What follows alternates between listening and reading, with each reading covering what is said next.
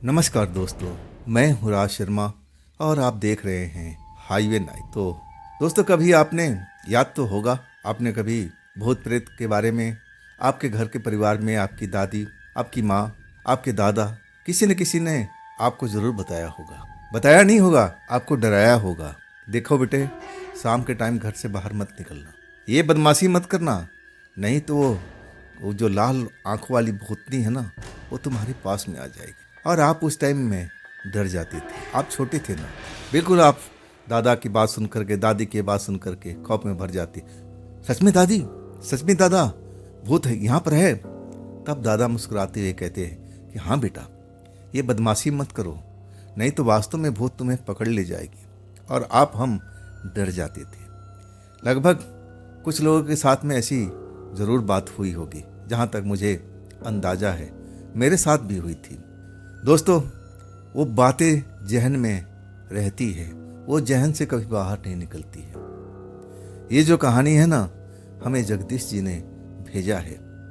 जगदीश जी एक ट्रक का ड्राइवर हैं और अपने गांव में अपने परिवार के साथ रहते थे, नौकरी करते थे ट्रक ड्राइवर की। उनका अपने पास में कोई ट्रक नहीं था और उनके पड़ोस में रिश्ते रिश्ते में तो उनका चाचा लगते थे और उनके पास में एक पुरानी ट्रक थी। सेकंड हैंड खरीदे थे और ट्रक उनका अच्छा खासा चल रहा था।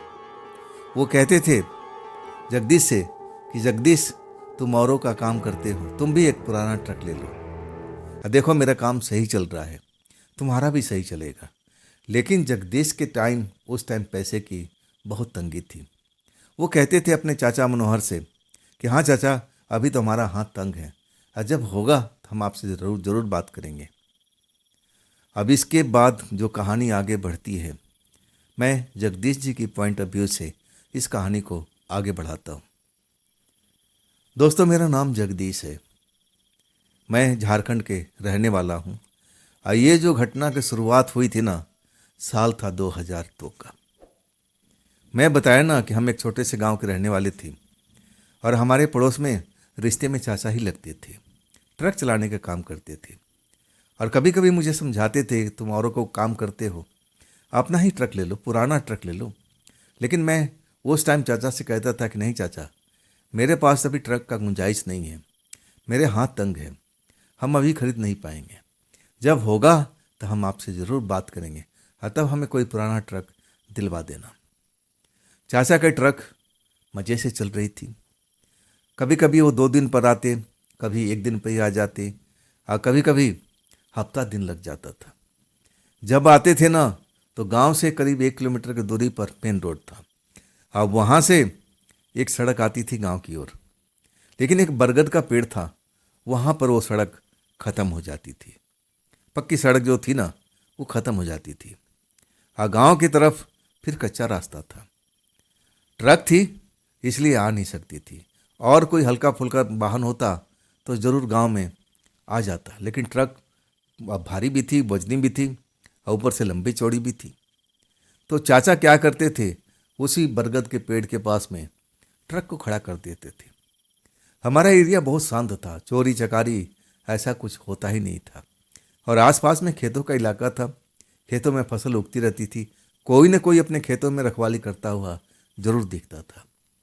तो चाचा तो जब भी आते थे अपना ट्रक लेकर के खड़ा कर देते थे और फिर अपने घर पर आराम से आ जाते थे। कोई अभी तक उनके साथ में चोरी चकारी ऐसी कोई बात ही नहीं हुई थी। अब एक रात जब चाचा लौटते हैं ना, तभी गांव कुछ दूरी पर था। जो मेन रोड था ना, अभी 3-4 किलोमीटर पीछे था। एक बुढ़िया औरत रास्ते पर चलती जा रही थी, रोड पर चलती जा रही थी, थकी हारी लग रही थी, देखने में बीमार भी लग रही थी। ये जो चाचा थे ना, जिनका नाम मनोहर है, बड़ा ही दयालु हंसमुख थे, हमेशा हंसते रहते थे, दूसरों को उपकार करते थे, सेवा करते थे। कभी कोई उनसे मदद मांगता था ना, तो कभी ना नहीं करते थे। बड़ा ही उनका अलग विचार था, भोले भाले थे, कभी किसी को परेशान नहीं किया। जब उस औरत को देखते हैं तो उनको दया भाव आ जाती है। ट्रक रोक देते हैं, फिर उस बूढ़ी औरत को आवाज़ देते कि अम्मा अम्मा, आपको आगे जाना है ना, आओ मेरे ट्रक में बैठ जाओ। अम्मा तो देखती है मुड़ करके अब ट्रक तो रोक दिए थे। अब जो मनोहर जी थे, जब अम्मा को कई बार पुकारे, जब अम्मा मोड़ तो रही है, देख तो रही है, लेकिन आगे की तरफ चलती जा रही है। अब मनोहर जी है ना, वो समझ जाते कि भाई शायद इसके पास में पैसा नहीं है, इसलिए डर रही है कि मैं ट्रक में बैठ जाऊंगी तो पैसा ड्राइवर मांगेगा। यही सोच करके मनोहर जी ट्रक से नीचे उतर जाते। अम्मा जो आगे जा रही थी, अब उसके सामने चली जाती। अरे अम्मा रुको, आप रुको, कहाँ जाना है आपको? अम्मा मतलब मनोहर जी को देखती रहती है, घूरती रहती है। अब जो मनोहर जी उनको देखते हैं तो उम्र कुछ ज़्यादा ही थी, 70 साल, 80 साल या 60 साल के बीच में जो भी है, ऐसा उनको अंदाज़ा लगता है कि है बुजुर्ग, इसको सही ढंग से अब चल भी नहीं पा रही है, इसकी तो मदद करना चाहिए। अम्मा को रोकते हैं कि अम्मा रुको, मैं आपको ट्रक में बिठा करके आगे ले जाऊंगा, जहाँ होगा आप कहोगी तो मैं छोड़ दूंगा। अपने गांव का रास्ता का बताते हैं कि मैं यहाँ तक जा रहा हूँ, अगर आस पास में होगी जहाँ भी आपको उतरना होगा आप मुझे बोल देना, मैं ट्रक को रोक देंगे। बूढ़ी बार बार देख रही थी, कभी ट्रक को और कभी मनोहर जी को, लेकिन फिर वो आगे चलने लगी। मनोहर जी को लगने लगा कि इसके पास पैसा नहीं है। तब कहते हैं अम्मा आप पैसा वैसा मत देना, मैं आपसे पैसा नहीं मांग रहा हूँ। अब इस रात में आधी रात होने जा रही है और आप अकेले जा रही हो, ठीक नहीं है, चलिए आप मेरे ट्रक में बैठ जाइए। बूढ़ी रुकती है और कई बार मनोहर जी उससे रिक्वेस्ट करते हैं कि आप देखिए थक गई हैं, आ जाइए मेरे ट्रक में, हम आपको छोड़ देंगे। तब जाके बूढ़ी मान जाती है, लेकिन फिर भी ट्रक को देखती है, कभी मनोहर को देखती है। आखिरकार ट्रक के अंदर बूढ़ी को बिठा देते हैं मनोहर जी। कहते हैं आप प्यासी होंगी ना, पानी पी लीजिए। पानी का बोतल देते हैं तो बूढ़ी मना कर देती है, बोलती है कि नहीं बेटा, मुझे पानी नहीं चाहिए, मुझे प्यास नहीं है। तब मनोहर पूछते हैं कि अम्मा आपको जाना कहाँ है? बूढ़ी कोई जवाब नहीं देती है, चुपचाप मनोहर जी को देखती रहती है, जैसे पहचानने की कोशिश कर रही हो या ना जाने उसके मन में क्या चल रहा था। और तब मनोहर जी कहते हैं कि देखो अम्मा आप बताओ, मैं ट्रक को आगे बढ़ा रहा हूँ, जहाँ आपको लगता है कि आप इस जगह पर आपको उतरना है, जाना है, तो मेरे को बोल देना, मैं ट्रक रोक दूंगा। रास्ते भर में पूछते जा रहे थे कि अम्मा आपको देख लेना कहाँ रुकना है, लेकिन अपने घर के रास्ते पर आ जाते हैं। 3 किलोमीटर का सफ़र ख़त्म हो जाता है। अब अपने गांव की तरफ मुड़ना था, 1 किलोमीटर का सफ़र जो बरगद के पेड़ तक जाता था। अम्मा कुछ बोल नहीं पाती, कई सवाल पूछते हैं, ट्रक रोक देते हैं जहाँ से उनको मुड़ना था कि अम्मा कौन सी गांव के रहने वाली हो, अपना गांव का नाम बताओ। अम्मा बोलती तो है लेकिन बुदबुदाती है, अब अंदर ही अंदर आवाज़ रह जाता है। मनोहर जी समझ नहीं पाते, रात भी ज़्यादा हो चुकी थी। अब उनको लगने लगा कि बूढ़ी औरत है भाई, थकी मांदी है, परेशानी की हालत में है, इस टाइम में कहाँ जाएगी, चलो इसको अपने घर पर लेकर चलती है। रात घर पर गुजारेगी, आज सुबह मैं तो ट्रक लेकर निकलता ही हूँ, जहाँ कहेगी वहाँ उसको छोड़ दूंगा, भूखी भी होगी तो घर पर चल कर के खाना खिला देंगे। उनके मन में अब जो उपकार करना चाहते थे उस बूढ़ी औरत को देख करके, अब उनका हृदय था ना, अब पसीज गया था उस बूढ़ी औरत को देख करके। उसकी लाचारी, उसकी बेबसी, उसकी गरीबी उसके कपड़ों से झलक रही थी, चेहरे पर झुर्रियाँ नजर आ रही थी, शरीर थका थका था। उनको लगा कि ऐसी उम्र में तो इनको घर में होना चाहिए, ये सड़क पर क्या कर रही है। कई बार सवाल पूछते हैं, बूढ़ी औरत भुनभुनाती है, आवाज़ समझ में नहीं आता है। और तब लगता है कि रात का अंधेरा होने से शायद अम्मा को नज़र नहीं आ रहा है। जब दिन का उजाला हो जाएगा ना तो अम्मा को साफ साफ नज़र आने लगेगा। मैं अपना लेक चलता हूँ घर पर, घर पर हमारा परिवार ही है, भूखी होगी, परिवार वाले भोजन भी कराएंगे, और फिर सुबह हम इनको अपने ट्रक में बिठा करके जहाँ बोलेगी हम उतार देंगे। आप यही सोच करके आप मनोहर जी ट्रक लेके चल पड़ते हैं। 1 किलोमीटर का जो पक्की सड़क है ख़त्म हो जाती है, बरगद का पेड़ आ जाता है और वहाँ पर ट्रक को रोक देते हैं, क्योंकि आगे रास्ता उखड़ खाबड़ था, कच्चा रास्ता था, उस पर ट्रक तो जा नहीं सकती थी। बरगद के पेड़ के पास में रोक देते हैं और फिर अम्मा से कहते हैं कि अम्मा यहाँ से कुछ ही दूरी पर हमारा घर है, देखिए सामने वो जो लाइट वगैरह नज़र आ रही है ना, वही मेरा गांव है, यहाँ से पैदल ही चलना पड़ेगा। मैं जानता हूँ कि आप शायद भूल गई हैं, जहाँ आपको जाना है आपको याद नहीं है, या अंधेरा होने की वजह से अपने गांव का रास्ता भूल चुकी हैं। आप सही ढंग से बता भी तो नहीं पा रही हैं। इसलिए मैं सोचा हूँ कि चलिए मैं आपको घर तक ले चलता हूँ। रात में आप आराम करना, भोजन पानी करना, और सुबह में मैं जब निकलूँगा अपने काम पर तो आपको लेते चलूँगा। आइए उतर जाइए। बूढ़ी अम्मा मनोहर जी की तरफ देखती है, फिर घूरने लगती है। मनोहर जी उसकी आंखें देख करके समझ नहीं पाते हैं कि आखिर मुझे इतना क्यों ध्यान से देख रही है। पूछते हैं, अम्मा आप मुझे पहचानती हो क्या? और तब बूढ़ी अम्मा कोई जवाब नहीं देती है। मनोहर जी कहते हैं कि देखिए अम्मा, नीचे उतरिए और हम यहाँ से पैदल चलेंगे। कुछ ही दूर तो चलना है। सामने देखिए जो लाइटें नज़र आ रही है, हमारा गांव है, बिल्कुल पास में है। बड़ी मुश्किल से अम्मा ट्रक से नीचे उतरती है, ट्रक को लॉक करते हैं और इसके बाद आप कोई चीज़ गाड़ी के अंदर में भूल जाते हैं।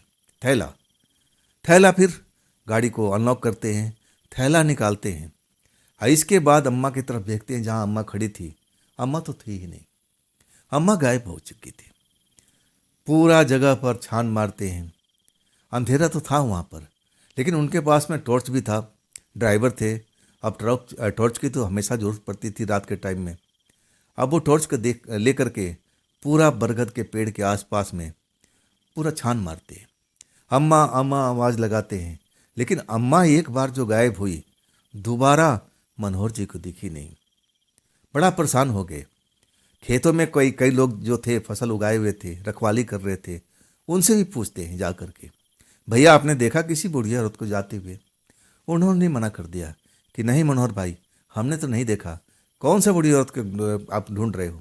हाँ, तब वो बताते हैं कि रास्ते में बूढ़ी औरत मिल गई थी।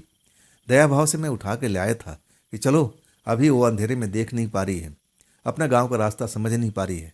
मैं सोचा था कि इसको अपने घर पर रख लूँगा, रात आराम करेगी, खाना पीना खाएगी और सुबह में जब जाते टाइम मैं इसको लेते जाऊँगा।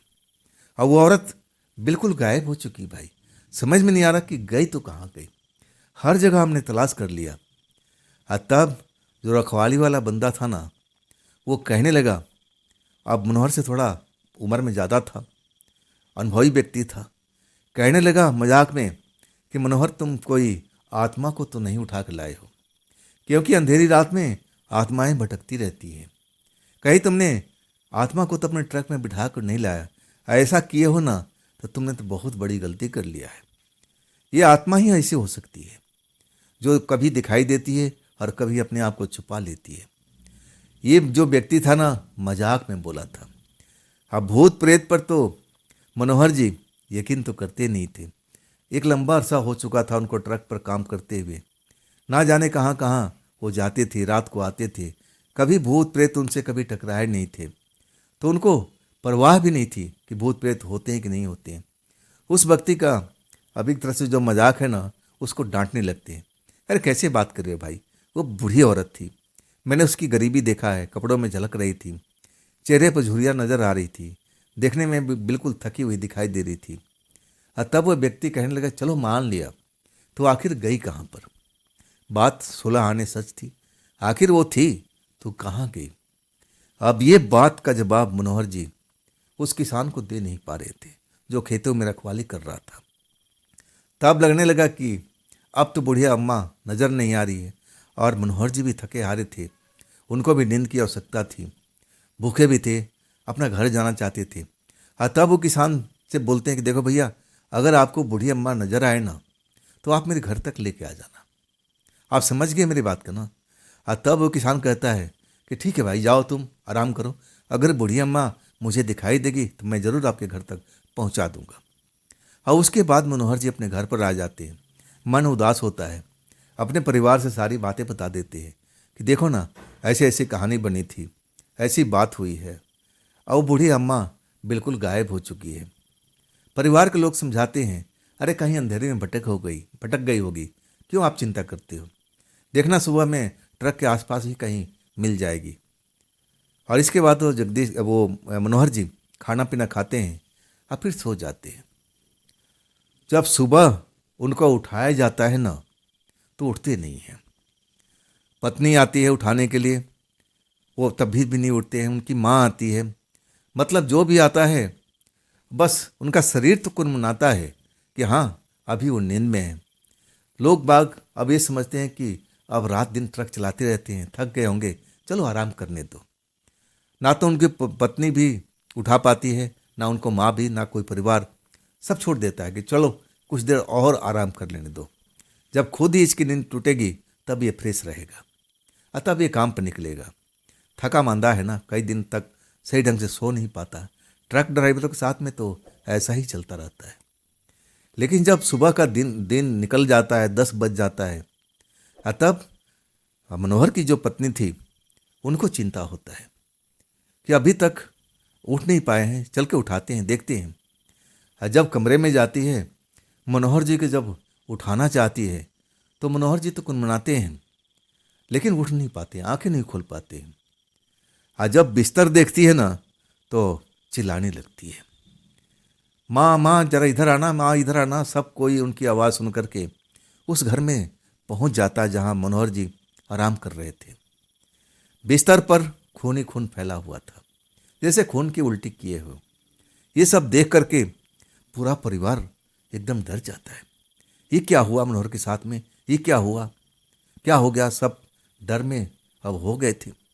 मनोहर को उठाने लगे, पानी वानी छिड़का गया था। मनोहर आँख खोलते, सही ढंग से आँख भी नहीं खुल रहे थे।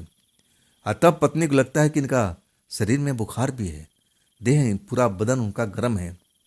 अब सब लोग परेशान हो जाते हैं, डॉक्टर के पास लेके जाते हैं। डॉक्टर कहता है कि चिंता की बात नहीं है, अब आप सही हो जाएंगे। हम कुछ टेस्ट कर लिख देते हैं, टेस्ट करवा लीजिए, तब बीमारी को पता लग जाएगा। डॉक्टर इलाज करने लगता है। अब जा नहीं पाते हैं मनोहर जी, जा नहीं पाते हैं। इस तरह उनका इलाज होने लगता है। लेकिन बीमारी जो थी ना, टेस्ट में कोई निकल के आई ही नहीं थी। लेकिन उनका जो शरीर था ना, कमज़ोर पड़ता जा रहा था। दिन पर दिन उनका शरीर का जो मांस था ना, घटता जा रहा था। खाना पीना भी कम खाते थे। हमेशा उनकी आंखें आसमान की तरफ देखती रहती थी। अंधेरे में रहना ज़्यादा पसंद करते थे। सब लोग परेशान हो गए। आखिर हम दवा बिरो कर रहे हैं, डॉक्टर इलाज कर रहा है, कोई टेस्ट में ऐसा कुछ निकला भी नहीं। डॉक्टर जो कह रहा था कि हरासमेंट है, ड्राइवर है ना, ट्रक ड्राइवर है ना, थकावट हो गई है, आराम करेंगे और दवाई आप लोग खिलाते रहो, सही हो जाएंगे। जब वो सही नहीं होते हैं ना, तब लोग परेशान हो जाते हैं कि अब कहाँ जाए। डॉक्टर बदला जाता है, दूसरा, तीसरा, 4 डॉक्टर बदल चुके थे। चारों डॉक्टर टेस्ट करवाते हैं अपने अपने हिसाब से, लेकिन टेस्ट में कोई निकलता नहीं।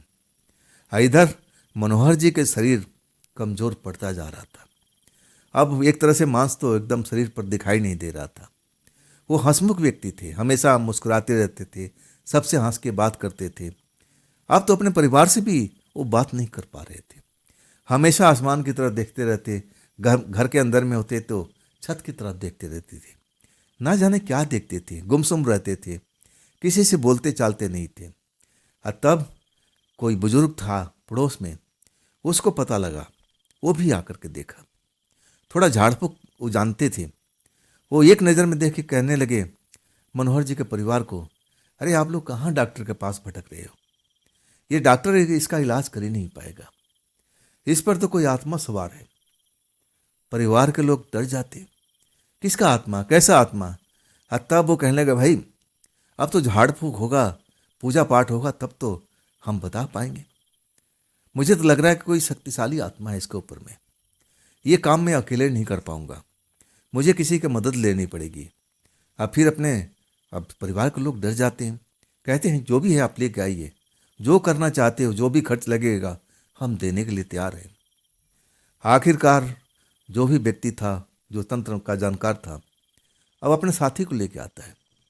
लेकिन दूसरे दिन आकर के झाड़ फूक होता है, पूजा पाठ होता है।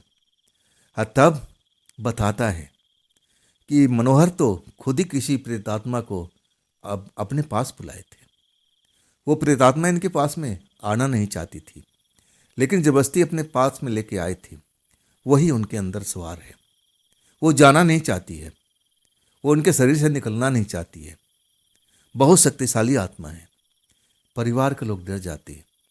कहते हैं कि तांत्रिक बाबा जो करना है आप कीजिए, और पैसा लगेगा हम पैसा देने के तैयार हैं, लेकिन इस प्रेतात्मा को अब मनोहर के शरीर से बाहर निकाल दीजिए। वो भी कोशिश करते हैं। जब बात नहीं बनती है ना, तब तीसरे तांत्रिक का मदद लिया जाता है। वो जो तांत्रिक आता है, इन दोनों से बहुत तेज तरार, और वो आता है, वो भी देखता है और कहता है आसान काम नहीं है, ये प्रेतात्मा अपने आप नहीं आई है, इसको बुलाया गया है और ये खुद ही बुलाए हैं। और तभी प्रेतात्मा शरीर नहीं छोड़ रही है, शरीर के अंदर बैठी हुई है। और जो भी खाना पीना खाते हैं इनको लगेगा कहाँ से? सब खून तो आत्मा पी रही है, शरीर का जितना खून बन रहा है सब आत्मा पी रही है। उसी खून पर वो अब ये घर छोड़ के जा नहीं रही है। घर मनोहर का शरीर था।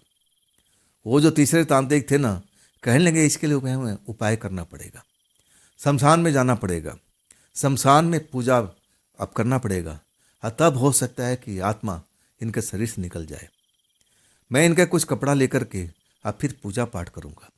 इनको मैं ले जाने के लिए नहीं कहूँगा, इस स्थिति में है नहीं कि रात को हमारे साथ चल पड़े, उस जगह पर पूजा पाठ में शामिल हो सके। अब इतने शरीर में इनका ताकत नहीं है। तो अब घर के लोग मान जाते हैं, कहते हैं बाबा जो करना है कीजिए ना। हर कोई चाहता है कि जो बीमारी हो बिल्कुल सही हो जाए, जो पैसे लगे हम देने के लिए तैयार हैं। नहीं होता है तो लोग बाग कर्जे भी काट करके पैसा भरते हैं कि चलो अगला सही हो जाएगा। तब पैसा का कोई महत्व नहीं है उसके आगे। मनोहर के परिवार सब कोशिश कर लेता है और फिर जो भी खर्चा लगता है तीसरे तांत्रिक को दे दिया जाता है। और जो तांत्रिक न पुराना शरीर का जो कपड़ा था, जो उनके शरीर का कपड़ा था पुराना, वो उनसे मांग लेता है कि हम इसी से काम चला लेंगे। अब इसके बाद तांत्रिक जाकर शमशान में पूजा पाठ करता है। अब कोई देखने तो नहीं जाता है, लेकिन उसका कहना था कि हम 3 रात तक 3 बार जाएंगे शमशान में और पूजा पाठ करेंगे, और तब ये आत्मा इनके शरीर से निकल जाएगी। और वाकई में ऐसा हुआ भी। अब किसी ने उसके शरीर से आत्मा को निकलते तो नहीं देखा, लेकिन अब जो मनोहर थे ना, वो बिल्कुल स्वस्थ अब दिखाई दे रहे थे, लोगों से मिल रहे थे, बोल रहे थे, बातचीत कर रहे थे, अपने परिवार से हंसकर बता रहे थे। और तब परिवार वाले पूछते थे कि अब तुम्हारा कैसा शरीर है, उस रात में क्या हुआ था, जब तुम सोए थे तो बिल्कुल सही थे, और अचानक ये सब हमने देखने को मिला। और तब वो सोच में डूब गए थे, याद करने लगे। याद करने में शायद उनको मुश्किल हो रही थी। आखिरकार कुछ घंटों में सही ढंग से वो याद कर पाए थे। अपने परिवार को बताते हैं कि मैं खाना पीना खा करके सो तो गया था, मैं नींद में आ चुका था, और तभी जैसे लगा कि मैं सपने में हूँ। मैं उसी बरगद के पेड़ के पास में खड़ा हूँ और वो बूढ़ी औरत मुझसे दूर जा रही है। मैं उसको मना कर रहा हूँ कि तुम मेरे साथ में चलो, आप भटक जाओगी, अंधेरा है, रात का टाइम है, कहाँ जाओगी आप मेरे साथ में चलो। बूढ़ी अम्मा तो नहीं आती है, लेकिन मैं उसका हाथ पकड़ लेता हूँ और कहता हूँ आप चलो मेरे साथ में, मेरे घर पर आराम करना, और सुबह मैं आपको आपके ठिकाने तक छोड़ दूँगा। जब मैं उसका हाथ पकड़ के चलता हूँ ना, तब वो नाराज़ होने लगती है, कहती है मुझे छोड़ दो, मुझे तुम्हारे घर पर नहीं जाना है, मैं तुम्हारे घर पर रहना नहीं चाहती हूँ, मैं तुम्हारे साथ में नहीं जाऊँगी। लेकिन मैं उनका हाथ नहीं छोड़ता हूँ। हाँ, मैं कहता हूँ बूढ़ी अम्मा आप भटक जाओगी, फिर ढूंढने से नहीं मिल पाओगी, चलो रात भर की तो बात है, सुबह मैं आपके जहाँ चाहोगी मैं वहाँ छोड़ दूँगा। बूढ़ी अम्मा मुझ पर टूट पड़ती है।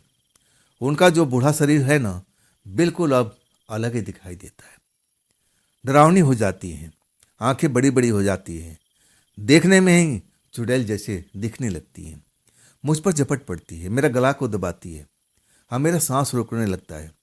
मैं छटपटा रहा था अपने बिस्तर पर, सपने में सपने में मैं अपने आप को बरगद के पेड़ के पास में पा रहा हूँ, और वो जो है चुड़ैल वो मेरा गला घोटती जा रही है। एक पल ऐसा आया कि मेरी सांस बंद हो गई थी, मैं अंधेरे में जैसे डूब गया था, मुझे लगा कि मेरी मौत हो चुकी है। अब इसके बाद मुझे कुछ भी पता नहीं। जब ये पूरा बात परिवार वालों को बताते हैं तो परिवार वाले पूरा डर जाते हैं। उनको लगा कि जो तांत्रिक ने बताया है ना, सच्ची तो बताया है। ये तो जो प्रेतात्मा इनके शरीर में आई थी, ये तो मनोहर जी के ही दिन था। मनोहर जी उस प्रेतात्मा के साथ में जबरदस्ती किया था, घर पर वो लाना चाहते थे, और प्रेतात्मा घर पर आना नहीं चाहती थी, और इसलिए उस वक्त में मनोहर जी को नुकसान पहुंचाया था। लेकिन अब बात खत्म हो चुकी थी।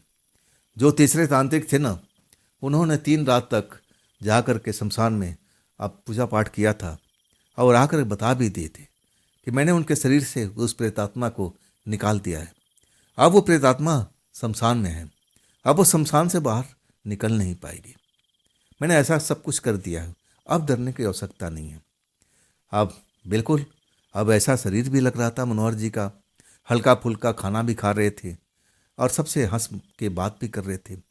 अब आधा टेंशन परिवार वालों को दूर हो चुका था, लेकिन एक टेंशन आन खड़ा हुआ था।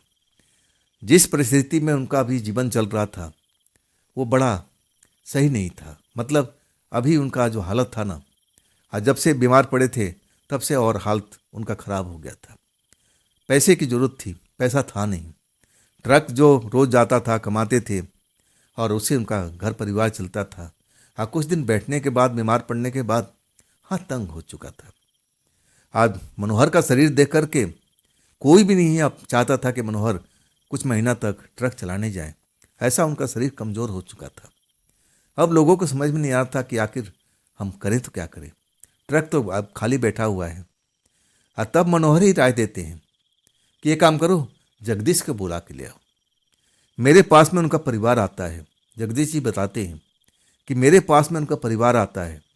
हाँ, कहता है कि चलो मनोहर चाचा बुला रहे हैं। मैं भी कई बार जाके मिल चुका था, मैं भी सुना था उनकी परिस्थिति के बारे में। लेकिन उस टाइम मैं नौकरी करता था, ड्राइवरी का काम करता था, रोज़ सुबह निकल जाता था, देर रात तक मैं आता था, तो पूरी जानकारी तो नहीं थी। लेकिन घर में आने के बाद में मेरे परिवार वाले कुछ न कुछ बताते थे मनोहर चाचा के बारे में। मैं भी सुन करके उनके बारे में अब दुखी था।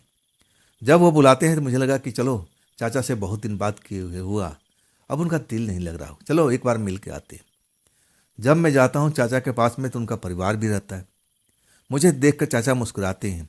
मुझे बड़ा अच्छा लगा था। मैं देख रहा था अब उनका स्वास्थ्य पहले से बेहतर था। मतलब वो रिकवरी कर रहे थे।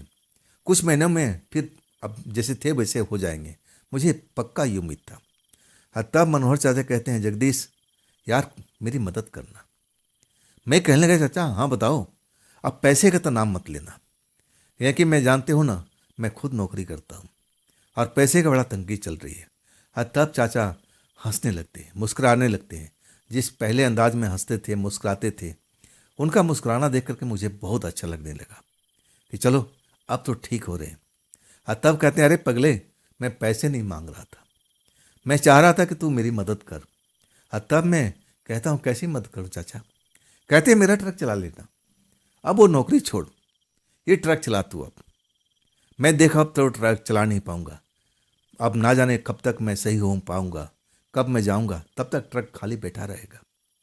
ये ट्रक चला तू आज से, ये ट्रक का मालिक बन आज से। वो हंसते हुए मुस्कुराते हुए ऐसे ही बात करते थे। मैं कहने लगा, मेरी नौकरी क्या होगा, मैं नौकरी कैसे अब छोड़ करके आपके पास में आ सकता हूँ? तब कहने लगा, अरे भाई अपना ही घर समझ ले, अपना ही ट्रक समझ ले। देख हम लोग का हालत कुछ ठीक नहीं है, दवा दारू में बहुत पैसा खर्च हो चुका है। तू तो समझदार है, अब तू तो कोई अलग नहीं है, सब कुछ तो तू जानता ही है। सब कुछ मेरा ट्रक से ही चलता था, और जब मैं ट्रक ही चला नहीं पा रहा हूँ तो आमदनी कहाँ से होगी? मैं चाहता हूँ कि तू ट्रक चला, और जो भी आमदनी हो ना, हम दोनों मिल करके बांट लेंगे, आधा आधा। मैं तुझे नौकरी पर नहीं रख रहा हूँ, तू मेहनत कर, काम कर, ट्रक मेरा और मेहनत तेरी। जो भी आमदनी होगी आधा आधा बांटेंगे मेरे दोस्त। चाचा कहते हैं, समझाते हैं, और तब जाकर के मैं तैयार होता हूँ। इसके बाद मैं कहता हूँ कि आज तो नहीं, मेरे को 2 दिन का टाइम दो। मैं जिस मालिक के पास में नौकरी करता हूँ मैं उसको बताऊँगा, समस्या बताऊँगा, आपके बारे में बताऊँगा, और वो मान जाएंगे। और वही मैं करता हूँ, अपने मालिक के जाकर बताता हूँ कि मेरे चाचा के साथ में ऐसी ऐसी समस्या है, अब मुझे उनकी मदद करनी पड़ेगी। अब मालिक कहता है कि ठीक है, ऐसे वक्त में मदद नहीं करोगे तो कब करोगे? तुम अपनी नौकरी की टेंशन छोड़ो, जब तुम्हें लगेगा कि हाँ हमें लौटना है, 2 दिन आकर के पहले मुझे बता देना, मैं तुम्हारे लिए कोई ना कोई ट्रक का इंतजाम कर दूंगा। मालिक की बात सुन करके मैं भी खुश हो गया था। मेरा मालिक मुझे मानते थे, हाँ मैं भी उनका बहुत इज्जत करता था। मैं चाहता तो बिना बताए हुए नौकरी छोड़ सकता था, मेरा कुछ नहीं कर सकते थे। लेकिन मैं भरोसा करता था उन पर, वो मुझ पर भरोसा करते थे। भरोसे पर गाड़ी चलती है। चलो मालिक तो मान गए। इसके बाद चाचा का ट्रक लेकर के मैं निकल लेता हूँ। मैं मेहनत करता हूँ, मजदूरी करता हूँ, मतलब ट्रक को दौड़ाता हूँ, एक तरह से मेहनत मजदूरी है। मेहनत करता हूँ, पैसा कमाता हूँ। आज जो भी मैं शाम को लेके आता हूँ, मैं दूर नहीं जाता था। मैं पहले भी जिस ट्रक पर काम करता था, हर शाम को अपने घर पर आ जाता था। शाम को नहीं आता था तो रात को आ जाता था। अपने एरिया में ही ट्रक चलाया करता था। मैंने चाचा से बोल दिया था कि मैं दूर का चक्कर लेके नहीं जाऊंगा, मैं तो आसपास में ही ट्रक चलाऊंगा। तब चाचा मान गए थे। कहने लगे जैसा तेरी इच्छा है कर भाई, मैं तेरे साथ में जबरदस्ती नहीं कर सकता। मैं रोज सुबह निकलता था ट्रक लेकर के और रोज शाम को लौटता था। जो भी पैसा मुझे मिलता था, सुबह में मैं उनके घर जाता था, चाचा को पूरा हिसाब किताब बताता था और आधा आधा पैसा बांट लेता था। तब चाचा का परिवार थोड़ा अब अच्छे ढंग से रहने लगा था। अब चाचा को भी दवा दारू का इंतजाम करना था, पैसा लगना था और मैं भी अपना खुश था। मैं जो नौकरी करता था उससे तो मुझे कई गुना ज़्यादा पैसा मिलने लगा था। मुझे लगा कि ऐसा ही करते रहूँगा ना तो चाचा का कहना बिल्कुल सच हो जाएगा। मैं अब भी अपने लिए कोई पुराना ट्रक खरीद सकता हूँ, ऐसा मुझे लगने लगा था। पूरा 1 महीना के आसपास मैं ट्रक चला लेता हूँ, सब कुछ ठीक ठाक चलता है।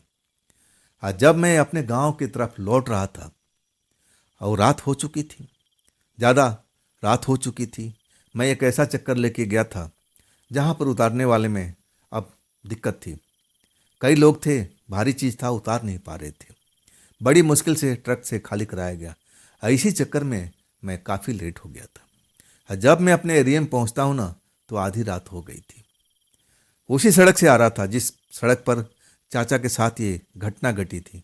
वो बूढ़ी औरत मुझे दिखाई दी थी। मैं ऐसे ही मन में कल्पना किए हुए था। मैं भूत प्रेत मैंने भी कभी नहीं देखा था। मैं डर रहा था, अगर वो बूढ़ी औरत आज मुझे नजर आ जाएगी तो मैं क्या करूँगा। क्या मैं डर जाऊँगा, भाग जाऊँगा कि मुझे क्या करना चाहिए था। और मैं डरता हुआ ट्रक चला रहा था। अब मैं उस जगह को पार कर लेता हूँ, फिर अपने जो गांव का रास्ता था 1 किलोमीटर का, उस पर आ जाता हूँ। सब कुछ सही होता है, लेकिन ना जाने क्यों मेरा मन आज डर रहा था।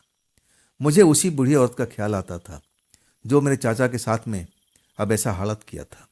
मुझे लगा कि बूढ़ी औरत कहीं मिल जाएगी तब हो सकता है मेरे ट्रक पर आ जाए, मुझे पकड़ ले। मैं ऐसे ही डरा हुआ था। लेकिन जब पूरा रास्ता पार कर लेता हूँ, बरगद के पेड़ के पास में आकर ट्रक खड़ा करता हूँ।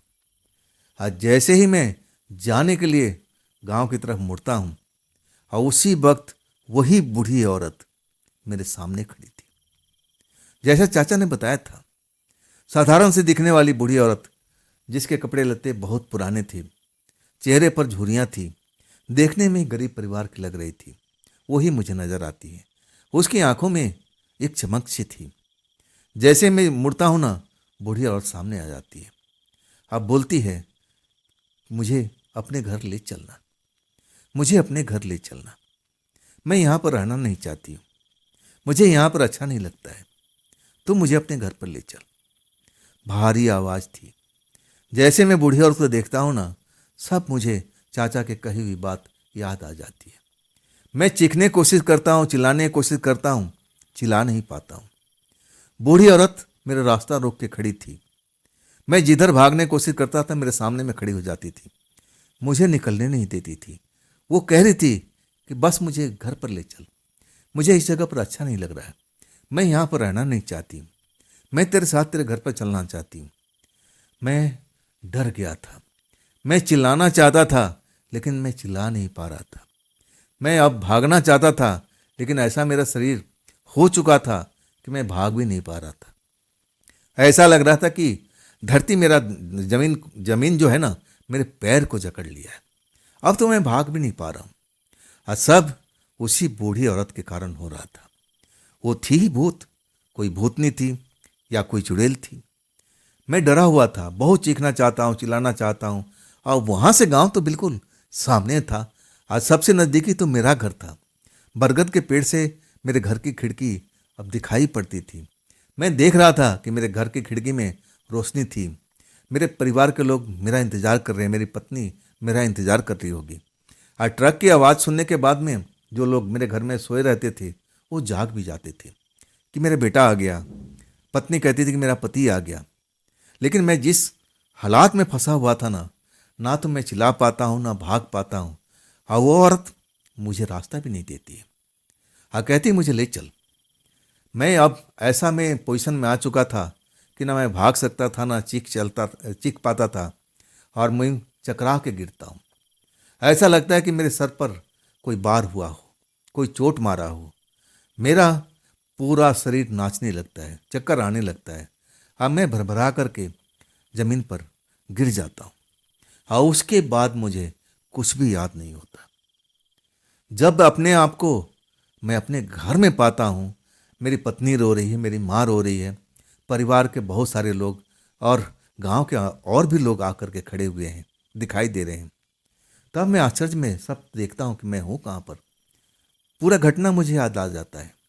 जब मैं होश में आ जाता हूँ ना, हाँ, तब मेरी पत्नी पूछती है, जी क्या हुआ था जी आपके साथ में? क्या हुआ था जी आपके साथ में? आपके साथ में ऐसा क्या हुआ था? कैसे आप बेहोश हो गए थे? क्या हुआ था आपके साथ में घटना? मुझे सब कुछ याद आ गया था। मैं पूरा परिवार को घटना बताने लगता हूँ। और अभी भी रात ही थी, दिन नहीं निकला था। मैं पूरा घटना बताता हूँ तो परिवार के लोग डर जाते हैं। हाँ, सब एक ही जुबान में बोलते हैं, तांत्रिक बाबा को बुलाओ, तांत्रिक बाबा को बुलाओ, वही सब करेंगे। मनोहर के साथ में उन्होंने ऐसा किया था, तांत्रिक बाबा को बुलाओ। अब कुछ लोग जाते हैं, जो हमारे गांव वाले पहले तांत्रिक थे, उनको बुला के ले आ जाता है। वो आके मुझे देखते हैं, कई सवाल पूछते हैं, जगदीश क्या हो तुम्हारे साथ में? और तब मैं पूरा घटना बता देता हूँ। और तब कहते हैं कि हाँ, जब तुम्हारे साथ में बूढ़ी औरत दिखाई दी थी तो क्या कह रही थी? मैं पूरा बोलने लगता हूँ कि वो कहती है कि मुझे यहाँ पर अच्छा नहीं लग रहा है, मुझे तुम्हारे साथ घर पर चलना है। मेरी रास्ता रोक देती है। लेकिन मुझे आश्चर्य था कि मैं अपने घर तक पहुँचा कैसे था, मेरे घर वाले कैसे जान पाए थे, वो भी तो बताना जरूरी है। मेरी पत्नी जब ट्रक का आवाज़ सुनती है ना, तो नींद में थी, वो जाग गई थी। खिड़की से मुझे देख रही थी। वहाँ से ज़्यादा दूरी फासला नहीं था। सब कुछ वो देख रही थी। चांदनी रात थी। और वो औरत को तो नहीं देख पाई, जो भूतनी थी उसको नहीं देख पाई। वो मुझे देख रही थी कि मैं खड़ा हूँ, कभी इधर घूम रहा हूँ, कभी उधर घूम रहा हूँ, और मैं भागने की कोशिश कर रहा हूँ। और फिर मैं चकरा करके गिर जाता हूँ, जमीन पर गिर जाता हूँ।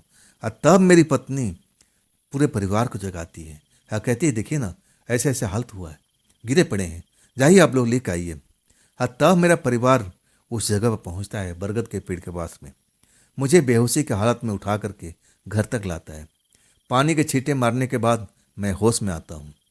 हाँ, फिर आगे की कहानी तांत्रिक बाबा मुझसे बार बार पूछ रहे थे, और क्या पूछ रही थी, और क्या पूछ रही थी। मुझे याद नहीं था कि और क्या पूछी थी। मैं मना कर देता हूँ कि मुझे कुछ याद नहीं है। तांत्रिक बाबा मेरे साथ में झाड़ फूक करने लगते हैं, कई बार मेरे साथ में करते हैं। अब फिर मेरी माँ को कहते हैं इसको कुछ नहीं हुआ है, ये ठीक है।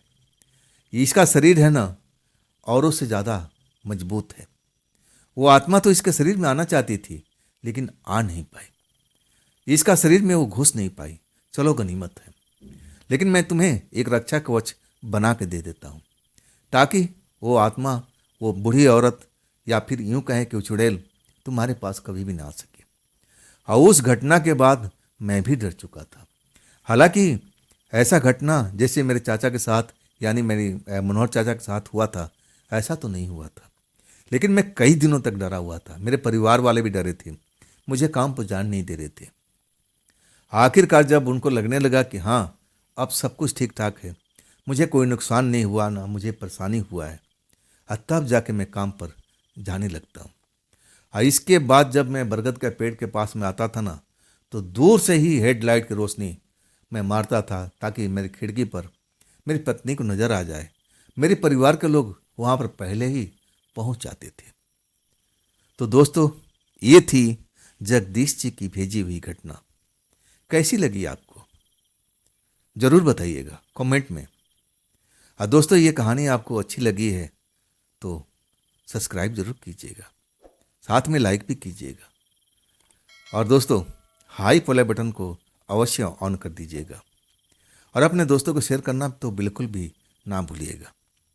तो दोस्तों, फिर मैं कल आता हूँ इसी चैनल पर, इसी टाइम पर। आप लोग अपना ख्याल रखिएगा और जाते जाते अगर आपके पास में ऐसी कोई घटना है, कोई अपनी आप बीती है जो आप मुझ तक पहुंचाना चाहते हैं, तो आप मुझे ईमेल भी कर सकते हैं, मेरे व्हाट्सएप पर लिख करके भेज भी सकते हैं और मैं आपकी कहानी पढ़ूंगा और फिर इसी चैनल पर आपकी कहानी को ज़रूर लेके आऊँगा। तो दोस्तों, अपना ख्याल रखिएगा। नमस्कार।